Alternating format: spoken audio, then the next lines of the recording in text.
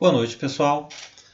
Voltando às nossas aulas, eu vou passar hoje para vocês como nós faremos para formatar aquele trabalho que eu passei sobre hardware utilizando o Google Docs. Eu também já tinha passado para vocês que esses seriam os itens que nós necessitaremos. Nós precisaremos de capa, contracapa, sumário, introdução, desenvolvimento, conclusão, referências, sumários e anexos, caso houver.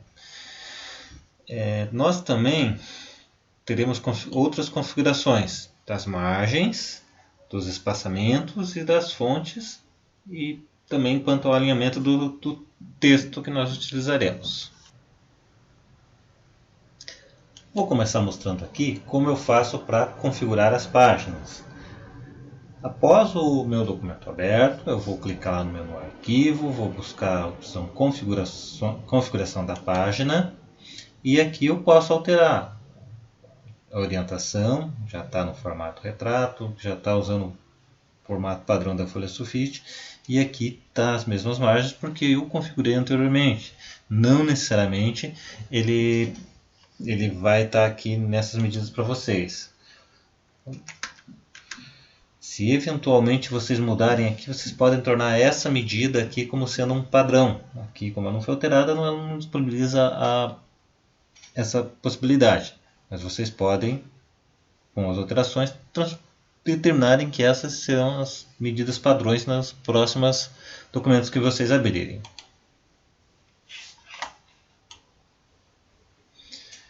Vou mostrar agora como eu faço para alterar o espaçamento entre linhas no texto que nós estivermos digitando. Seleciona primeiramente o texto, por exemplo, esse aqui que consta na minha introdução. E clicando nesse ícone aqui, eu posso alterar esse espaçamento. Nós basicamente utilizaremos dois espaçamentos aqui no trabalho. Nas referências e naquele quadrinho da página da contracapa, espaço 1. No resto do trabalho, todo o espaçamento 1,5. Mudei aqui para o espaçamento 1. Nota que ficou mais difícil a visualização, ele embaralha um pouquinho mais. Então vamos tentar utilizar sempre o espaçamento de 1,5. E aqui volta para o espaçamento que é determinado para esse trabalho. Quanto às fontes que nós vamos utilizar, utilizaremos as fontes Arial ou Times New Roman.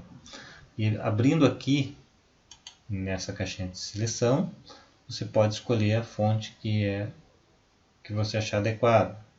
Mudando aqui para Times New Roman, nota que visualmente ela é diferente. Voltando aqui para a fonte que nós utilizávamos anteriormente, estamos novamente com a fonte Arial. Bom, não vai dar grandes problemas se vocês utilizarem um outro tipo de fonte. Se utiliza essas duas porque são padrões mesmo. O mercado definiu que seria assim, né? Elas são fontes de fácil visualização. Então utilizar uma dessas aí sempre ajuda. O mesmo procedimento é utilizado quando eu quero aumentar ou diminuir o tamanho da fonte. Seleciono o texto que eu quero, venho aqui nessa caixinha de texto, que está na barra de ferramentas, né? E eu posso aqui alterar lá o tamanho da fonte. Vou fazer uma bem grande aqui, fica esquisito, né? Voltando à fonte tamanho 12, vemos que também fica mais fácil de estar visualizando. Falo agora sobre os recuos.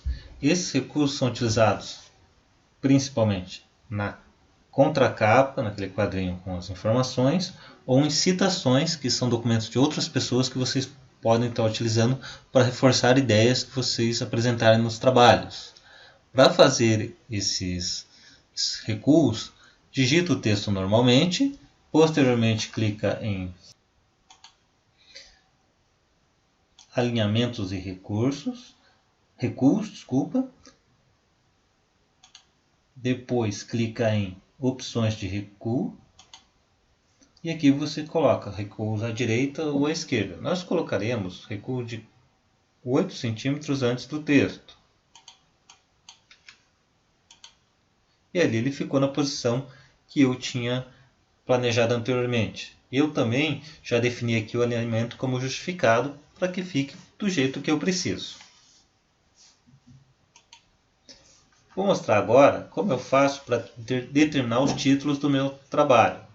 Eu seleciono qual é o título. Aqui nessa caixinha de texto, nessa caixinha de opções, eu posso definir que tipo de título que ele é. Se for um título, coloca como título 1. Se for um subtítulo, deixa como título 2.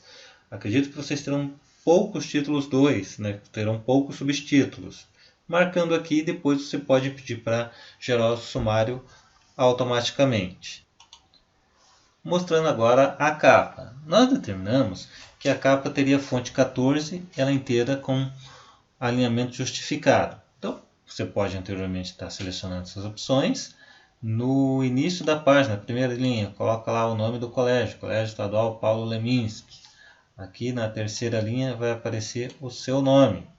E posteriormente, na 17ª linha, coloca lá o título do teu trabalho, que não é trabalho de informática, é impressoras, HDs, monitores, depende o título, o tema que você pegou.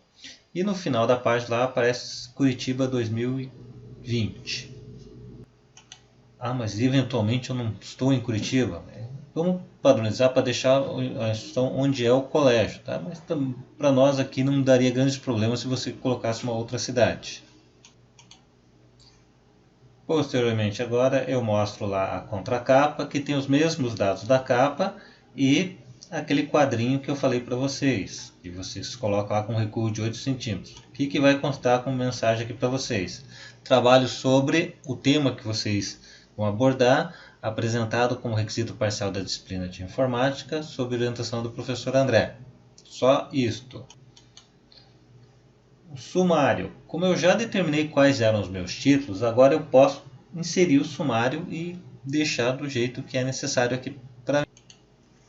Então aqui no Google Docs eu clico lá no inserir, na opção sumário, ele só mostra essas duas opções. Eu vou utilizar essa aqui com números de página, não com links, e ele vai criar o sumário para mim.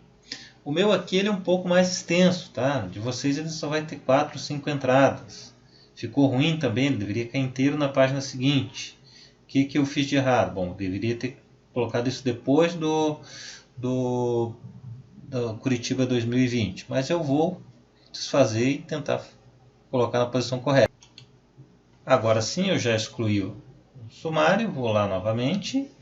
Clico aqui em inserir sumário e pego essa primeira opção com numeração nas páginas. Para esse trabalho que eu fiz, ele é bem mais extenso, ele tem lá mais de 100 páginas que eu tenho que ainda terminar de fazer. O de vocês ele é bem curtinho, não necessariamente precisaria de um sumário, a gente só está fazendo para ver que ele tem esse recurso que muitas vezes é interessante utilizá-lo. Se eventualmente você mexer no texto e algumas páginas mudaram de lugar, também não há problema nenhum. É só clicar aqui, ele atualiza o sumário para vocês. Isso não é automático. Se você não clicar aqui, ele vai ficar com a referência das páginas erradas. Então, toda vez que... é bom deixar fazer isso aqui por último, mas se precisar fazer depois, é só pedir para atualizar que resolve para você. Continuando aqui as partes do nosso trabalho, o item seguinte seria a introdução. Aqui é um texto pequeno, tá? Para esse trabalho, meia página basta. É convidar o leitor a continuar lendo o seu trabalho. Então, leia um pouquinho sobre aquilo ali, coloque alguns pontos iniciais, até o que você gostaria de entender sobre o texto que você está procurando e começa daí a escrever. Próxima parte é o desenvolvimento. Notem, não vai a palavra desenvolvimento, tá, gente? Vai aparecer direto o tema que vocês estão abordando. Aqui, por exemplo, ela falava sobre placa-mãe, os tipos de placa-mãe, a fonte AT, que utiliza os barramentos do AT, ATX, os tipos de placa-mãe, na verdade, né? Então, para cada subtítulo, ela criou, para cada placa-mãe, ela criou um subtítulo. Tá? Daí, esses aqui seriam marcados como título 2, para que depois ele lançasse corretamente lá no sumário para vocês. Esse texto vai ocupar umas 4 páginas, pode ter imagem como anexo também. Você vai definir se você utiliza ela no meio do texto ou no final, dependendo. Se você precisa mostrar detalhes ali, eu acho que é mais interessante que ela esteja no meio do texto e não como uma referência lá para um texto ao final. Mas então, você define isso aí para o teu texto. No nosso caso aqui, o que nós vamos estar abordando agora é a conclusão. Também mais ou menos uma meia página. Você coloca o que você entendeu, para que ele serve, o que vale a pena para esse equipamento que você falou durante o seu trabalho, e finaliza a execução do mesmo. Por último, aqui eu coloquei as referências.